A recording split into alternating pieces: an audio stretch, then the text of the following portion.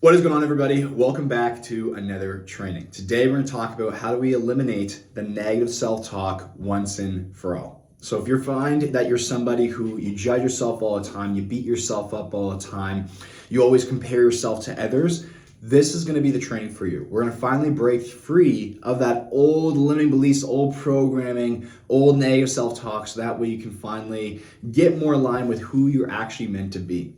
And get the confidence, get the self-belief, the higher self-esteem that we all want.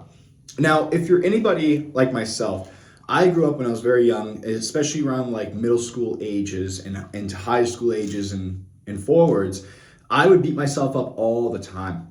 I didn't need a bully because I was my own bully. I always beat myself up. You know, when I look in the mirror, I would hate on myself. I would trash talk myself. I would always point out my insecurities, the things I didn't like about myself. It was like everything else in my life was like filtered out, and I was only focused on what wasn't good about me. You know, I'd go play a hockey game or go play sports, and maybe I'd score or whatever, but then I'd judge myself harshly for messing up or not accepting that pass or whatever it may be.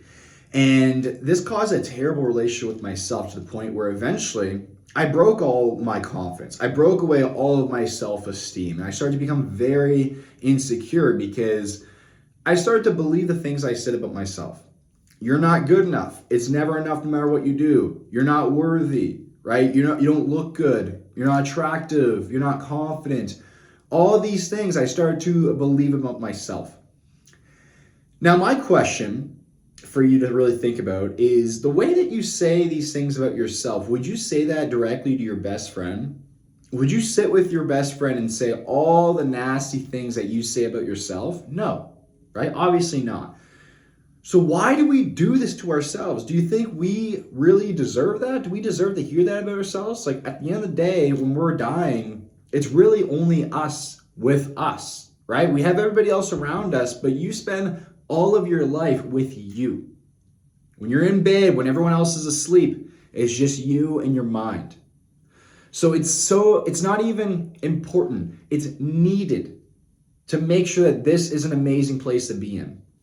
And that is one of the keys to such an amazing life, is that if your mental attitude, if your mindset and how you see yourself, how you perceive yourself is on track, you're set.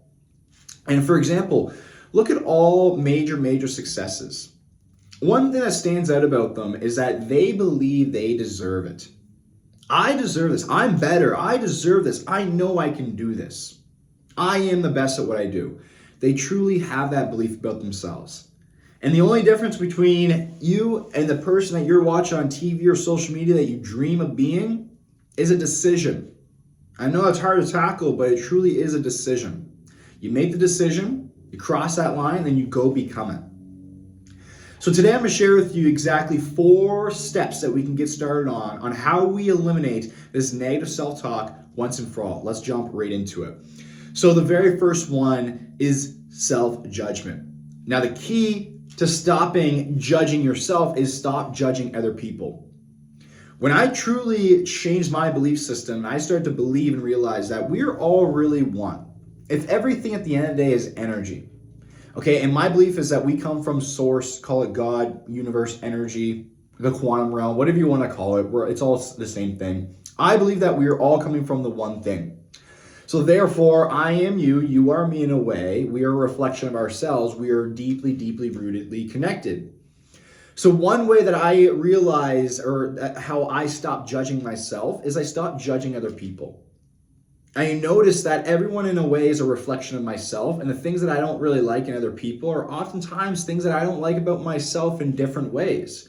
So once I started accepting those for the way they are, and I stopped putting certain labels or meaning on things of they should be doing this and they should be here and this is how they should be, and I just started accepting this is the way it is. This is how they are. When I started practicing on that on other people, and I stopped judging them for the most part, sometimes that old brain will take over, but for the most part, I don't necessarily judge people anymore, and I just accept them for the way they are. This is how they are, and that's how they are. And there's no labels or no judgment, whatever it may be. When I start to really genuinely do that, you know what happened? Funny enough, I stopped judging myself. And I started accepting myself for the way I am, where I'm at in my life. And it was such a deep breath of fresh air. So that's number one, is stop judging other people. I can almost guarantee if you judge yourself harshly, deep down, you probably judge other people. But the moment that we stop doing that and we start more so accepting people for how they are and who they are, becomes a lot easier on the mind. Number two is your self-expectations. Your self-expectations and acceptance. Oftentimes, there's this amazing book called The Gap and the Gain Mindset, or something along the lines there. Oftentimes, we are living in the gap mindset. What that means is that we're focused on where we want to be, and we're always unhappy with where we are. Because it's like, oh, well, I could be more, I could be more, I could be accomplishing more, I could be there, I could be there, I could be there, but I'm not, I'm right here. The way that we want to perceive this is it's important to have that ideal. Have goals, always have goals, never stop growing in life. But stop comparing where you're at to where you want to be, and start comparing where you're at to where you started. So that's the next thing, is remove all these expectations of where you should be and how you're doing, whatever it may be, and just accept where you're at now and keep focused on where you're going, but don't suffer in the process of getting there. Enjoy the process of learning, of growing, of experiencing new ways to get to your goal. Because at the end of the day, when you get to the goal, you're going to look back and you're going to say, I freaking love that journey. And in a way, I miss that journey. I miss the unknown of trying to figure it out. You know, it's like when you're in a dating phase, right? You're in that unknown, misty phase where you're just learning about the person. You're learning who this other person is, right? It's exciting. Do that now with where you are at now. Accept yourself fully where you're at now. Remove the judgment, the expectations of where you should be at. And accept where you're at now and keep focused on where you want to go. Number three is remove this idea of hierarchies. So we are growing up in a way to look at the world as a hierarchy status, right? Celebrities, they're at the top. Celebrities are at the top. You know, this kind of worker is at the bottom, and these people go here and here, here. No, that is just a game of self-comparison that you will never win at, because there's always somebody doing better than you in one way or another in an area of life. So the second that we can remove this idea of hierarchies, right, and just look at everyone as, hey, we're all just one, right? We're all just people. We're all just being here. And we remove this, they're better than me because of this, and they're on this hierarchy. No. The second that you do that, you know what you do? Is that you're subconsciously putting yourself lower. Okay? You're saying this person's up here, which means they're better than me. That's a terrible mindset. That's a mindset that we want to just instantly remove because it doesn't serve us. The best thing to do is look at everyone as it just is and remove this whole idea of hierarchy. Because remember, if you put out all your problems on the table and you did that with everybody else in the room, odds are you're going to want to take your problems back. Because you have no idea what someone else is dealing with, what other kind of demons they're going through in their lives. So what you see might not always be true. So accept where you are at now and remove this whole idea of hierarchy. Number 4 is improvement, and that's it. Improvement, and that's it. The logic mind, the ego, likes to try to take control and say, hey, you're here, but you should be here, and you should be at this place in your life. No. Are you getting better? Yes, that's all that matters. Focus on that, because the more that you focus on it's not going the way you should be, it's not going this, that's when we start self-sabotaging. That's when we start giving up. That's when doubt creeps in. That's when we lose motivation. That's when we lose momentum. But if we say, hey, this is where I'm at, this is where I want to be, I love this journey, I want to just keep getting better and better and better and better and better, however that looks, oh my gosh, you're going to win. Because a person that loves walking will always walk longer than the person who's trying to do it for a sport or a goal or whatever it may be. Because how can you stop someone who loves what they're doing? They live, breathe, and eat it, right? They just look forward to it every single day. That's why they win. Rather than trying to hustle and grind there, you're going to get burnt out. You're going to lose motivation, momentum. You're going to doubt yourself, right?